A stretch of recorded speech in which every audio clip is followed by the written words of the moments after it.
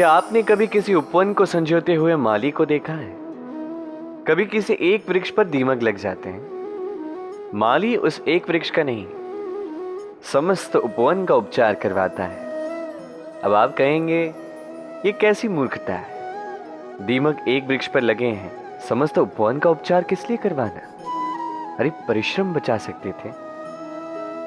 किंतु माली अच्छे से जानता है दीमक भले ही एक वृक्ष पर लगे हो, नाश पूरे उपवन का कर सकते हैं। अब माली की ये सोच, ये सीख कहीं और भी लागू होती है।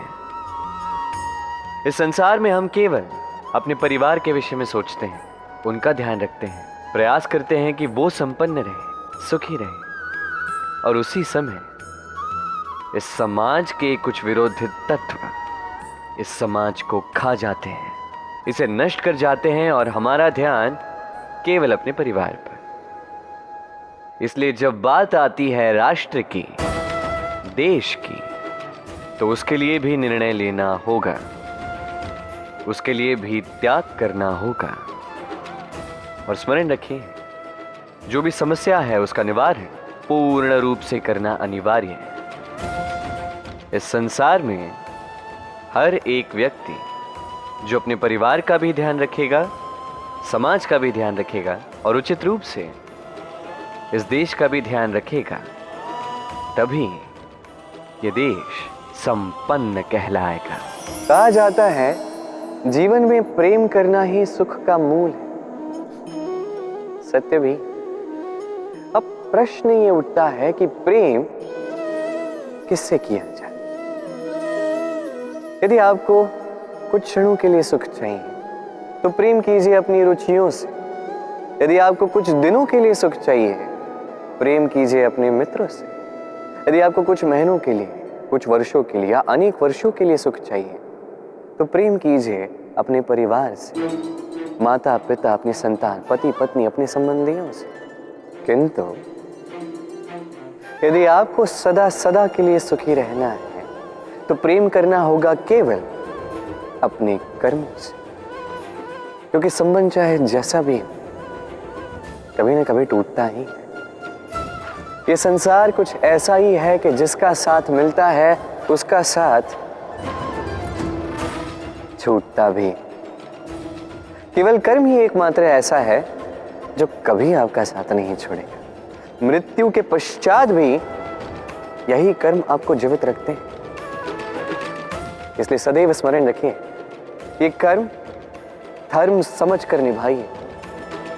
जीवन के अंतिम क्षण तक कर्म से प्रेम कीजिए, जीवन के अंतिम क्षण तक सुखी रहे। और मैं तो सदैव कहता, तू बस कर्म करते जा, फल की चिंता ना कर।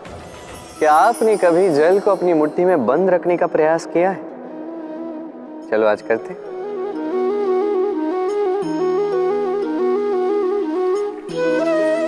यदि आप मुट्ठी को कस के बंद करते हैं तो जल नहीं ठहरता। यदि आप उसे ऐसे ही बहने दें तो वो अपना मार्ग स्वयं बनाएगा और आपकी हथेली पर भी रुकेगा। जीवन भी कुछ इसी प्रकार होता है, जल की भांति अपना मार्ग स्वयं बना लेता है ये जीवन। हर एक समस्या का समाधान स्वयं बता देता है ये जीवन। इसलिए जीवन में जब भी परिस्थितियां हमारे अनुकूल ना हो, हमें समझ ही ना आ रहा हो, कुछ भी हमारे वश में ना हो, तो हम हताश हो जाते हैं, निराश हो जाते हैं। और यही तो नहीं करना है। शांत चित्त से देखना है इस जीवन में घटित क्या हो रहा है। पीड़ा सभी ने भोगी है। पीड़ा के समय कुछ क्रोध करते हैं, क्रोध में आके पराक्रम करते हैं। यही तो नहीं करना है। शांत चित्त से बस वो समझना है जो ये जीवन हमें सिखाना चाहता है। जीवन सब सिखाएगा, बस स्मरण रखिएगा। कब प्रयास करना है और कब प्रतीक्षा करनी है, ये आपको समझना होगा। कई सारे लोगों के मन में एक प्रश्न उठता है मुझे और राधा को लेकर। कहते हैं ना मैं और राधा साथ में रहते हैं, ना हमारा विवाह हुआ है, मैं यहाँ द्वारका में, राधा वहां बरसाना में, तब भी इतना प्रेम कैसे? ये संबंध है कैसा? मैं उनसे सरल सी बात कहता। आप कभी अपने दर्पण में देखिए, अपनी दोनों आंखों को देखकर उनसे पूछिए कि ये दोनों आंखें एक साथ क्यों बंद होती हैं, एक साथ क्यों खुलती हैं, एक साथ क्यों सोती हैं, एक साथ क्यों रोती हैं? आजीवन किसी व्यक्ति से संपर्क बनाए रखा जा सकता है बिना उनसे मिले।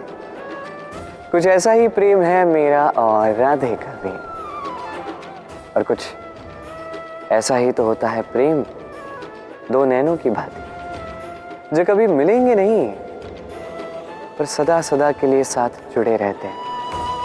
यही भाव निस्वार्थता है, और यही निस्वार्थ प्रेम आपको आनंद की ओर ले जाएगा। जीवन में सदैव निस्वार्थ प्रेम कीजिए,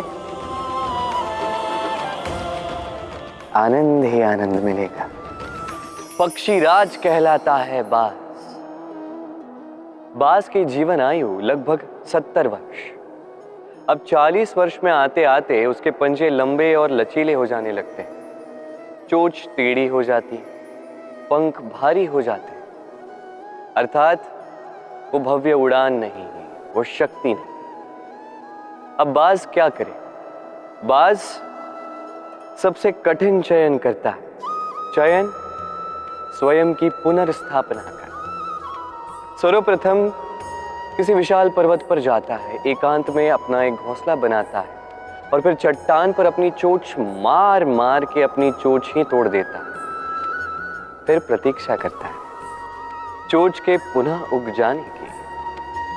फिर वही अपने पंजों के साथ भी करता है।